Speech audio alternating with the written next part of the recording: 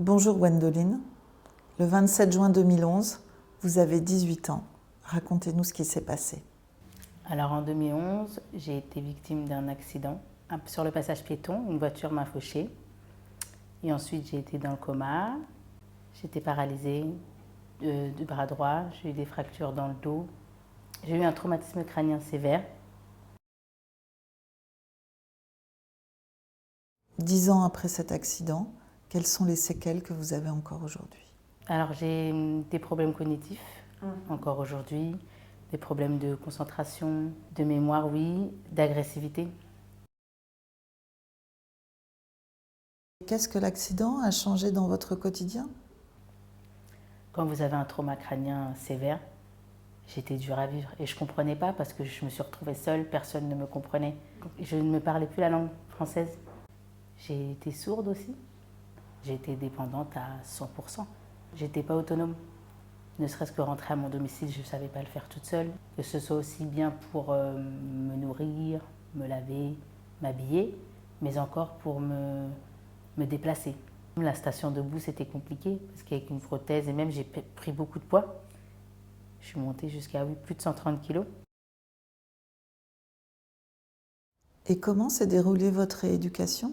Oui, j'ai à Coubert dans le 60, où j'ai pu associer et ma rééducation et une réinsertion professionnelle. J'ai réappris la langue française pendant 7 ans avec une orthophoniste, de réapprendre tout comme un enfant, le bien, le mal, le chaud, le froid. Même à me situer dans l'espace, c'était compliqué. Aujourd'hui, je suis contente de pouvoir m'exprimer sans aide et pouvoir être comprise et me faire entendre, me faire comprendre. Ça a été le combat de ma vie. Quel était votre projet professionnel au moment de l'accident? Je comptais faire des études pour être éducatrice spécialisée. Et en fin de compte, après mon accident, à mon réveil, le français, c'était une langue inconnue pour moi. Mais malgré ça, j'ai réappris pendant 7 ans, comme je l'ai dit auparavant.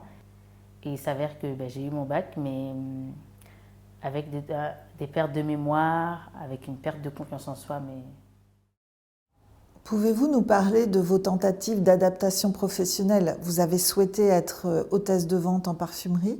on a essayé avec des centres de réadaptation, où je pouvais, comme on a dit tout à l'heure, associer et mes soins avec des kinés et aussi pouvoir reprendre une activité pour pouvoir me stimuler ou même envisager de voir ce que j'étais capable de supporter.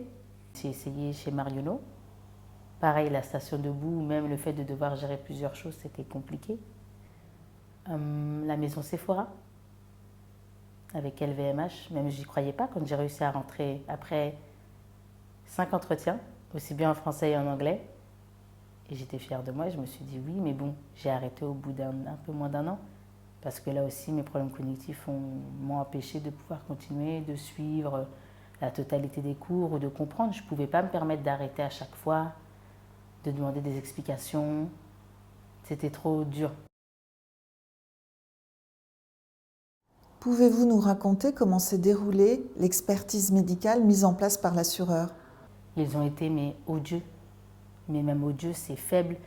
Ils ont été exécrables dans le sens où pour eux, bien écoutez, j'allais bien, tout allait bien, je simulais. En fin de compte, ils ne comprenaient pas le besoin de rencontrer des médecins ou d'entrer dans des centres de rééducation, d'avoir un accompagnement, en fin de compte. À les écouter, pardon, mais il fallait que je reste dans ma merde. J'ai même fini par douter de ça, à me dire qu'ils avaient peut-être raison. Qu'il fallait que je reste comme ça et que j'allais vivre comme ça, parce que tout allait bien. Sauf que non, parce que j'étais dépendante, sauf que non, parce que j'étais seule, sauf que non, parce que j'étais invalide en soi. Nous avons dû demander au tribunal de désigner un nouvel expert médecin et de statuer sur votre indemnisation. Ce jugement a été obtenu récemment et désormais vous allez pouvoir organiser votre vie. Oui, de me construire, de vraiment me dire en fait c'est une page qui se tourne, c'est surtout ça.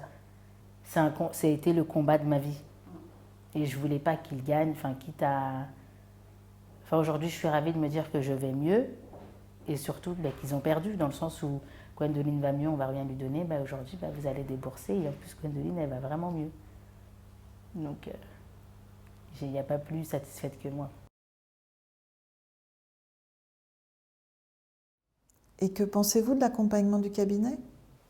J'ai vraiment apprécié l'accompagnement, votre accompagnement, l'accompagnement du cabinet, parce que même si je me sentais seule, parce que c'était moi qui vivais ça, qui le vis encore aujourd'hui, je sais que j'ai toujours pu vous contacter, j'ai pu toujours avoir des bons conseils, une réponse ou même un soutien, vraiment un soutien. Je sais que vous avez toujours fait le nécessaire pour être à mon écoute. Merci à vous de m'avoir accompagnée, de m'avoir conseillé des bons médecins et d'avoir permis à ce qu'aujourd'hui je puisse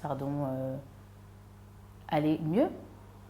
Je suis ravie de savoir que on a gagné.